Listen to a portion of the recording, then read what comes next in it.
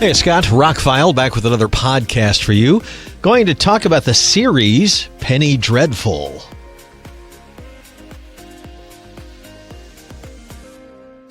Okay, I know I'm late to this party. It came out in 2014 originally, lasted 3 seasons, aired till 2016, and they've made kind of a sequel series called Penny Dreadful City of Angels that came out in 2020, and everybody seemed to hate that one and don't know why it was named Penny Dreadful, so I didn't watch that.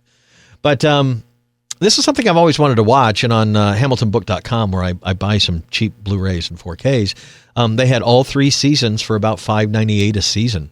So I was like, well, that's 8 or 9 episodes. That's pennies for entertainment. I ordered all 3 seasons, giving it a shot, right?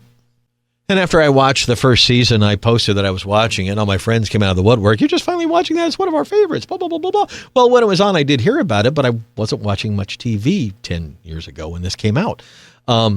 Anyway, if you don't know anything about Penny Dreadful, first of all, it was done by John Logan, who wrote the script for things like Gladiator. He's a very popular guy in Hollywood. So he created this as an idea to do some historical fantasy, some dark fantasy, some gothic horror stuff. The show is based on public domain characters from Victorian gothic fiction. Dorian Gray, Mina Harker, Abraham Van Helsing, Renfield, Count Dracula, Victor Frankenstein, that kind of stuff. Jekyll and Hyde even. Justine from the Marquis de Sade also appears. But again, these aren't based on the stories. These are the characters, like if they all bumped into each other in London and had an adventure kind of thing. And the shocks and the twists and turns. At first, I was like, well, this is kind of your typical streaming show where they're going to just throw you a giant shock to keep you watching.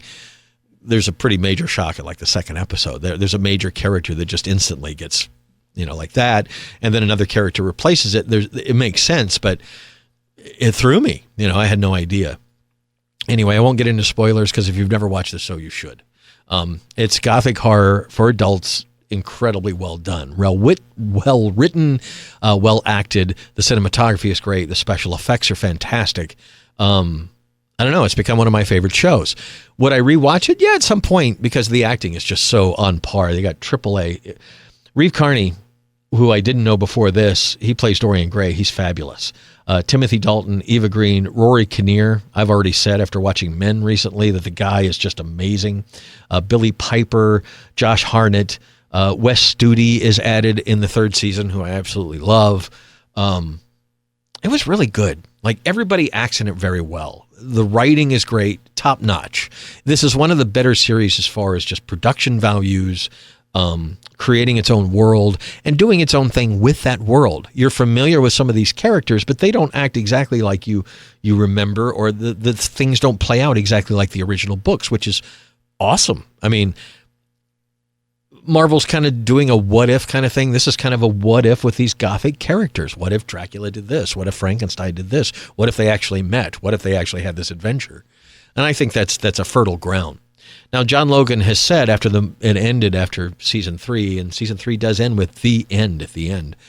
He says that was it. That was all the story they had to tell. I would say no. I think there's at least 3 dangling threads that would have been season 4. Do we have to get those dangling threads wrapped up? No. This is kind of not totally open-ended. It did kind of have an ending, but there are 3 major characters I would like to know what happened to them after the show, and why they didn't tap into that for the 2020 show. Instead, they did something completely different. Well, that's just Hollywood making a huge mistake, as they usually do with some of their intellectual properties. I thought Penny Dreadful was fabulous. I would highly recommend buying it. If it made it to HamiltonBook.com and was $5 a season, it's probably going out of print at some point. It was a Showtime show. It's on Paramount Plus, so you can stream it that way. But if you want to own it, I would probably pick it up quickly because I don't think it's going to stick around. The Blu-rays were great. There's some extras on there that are fabulous. You don't get that on the streaming show. 8 episodes for the first season, 9 episodes for you. There's 27 episodes total, I think it said. I thought it was very well done. I tried not to binge it, like watch 1 episode, digest it, come back a day or 2, watch the next episode. So it took me a couple months to watch the 27 episodes, but that was the way to do it. The final 3 episodes I pretty much watched in one day, just because things were ramping up so big and I wanted to see what was going to happen. I think I saved the final episode to the last day, but anyway. All in all, it's one of the best series that's been on recently. As I talked in a recent podcast, I'm not the biggest fan of streaming shows because they all seem to get to that almost great mark, but don't cross that line. Where some movies get to that line and cross it, a lot of TV shows just never get that chance. They don't have the budget, they don't have the writing, they don't have the talent, whatever. Or maybe somebody gets involved and says, we can't do that, we're going to do this. But a lot of streaming shows and movies these days, just I end unsatisfied or satisfied enough that, okay, it wasn't a waste of time to watch, but I don't remember it the next day. And I want entertainment that hits me, makes me laugh, makes me cry, makes me scared, blows my mind. And Penny Dreadful was a few of those things. A Penny Dreadful was an old story that was kind of sensationalistic and horror. People would read the Penny Dreadfuls like we watch Shudder these days.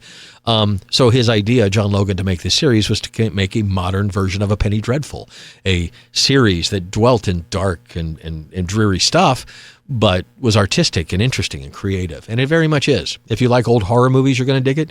If you like really good acting and Victorian stuff, you're going to dig it. All in all, I thought it was great.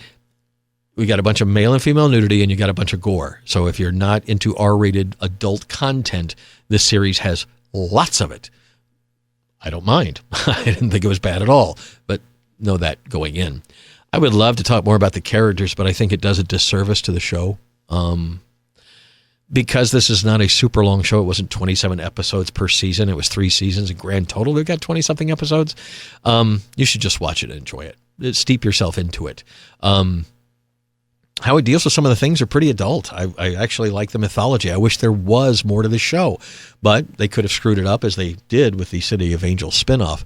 So maybe it's good they didn't do more than this. But I would like to know what happened to 2 or 3 of those characters, that their stories did get wrapped up at the end. All in all, I would put Penny Dreadful at the top of your list on streaming shows. I think it stands up to anything streaming today, and the first episode's over 10 years old now. I really enjoyed it. It's going to sit on my shelf when it's time to, somebody hasn't seen it and going to rewatch it at some point. I just think it's got really high production values, really great acting all around, a lot of surprises, a lot of interesting stuff, a little bit of sensationalism that you have to have in streaming shows these days to keep people watching.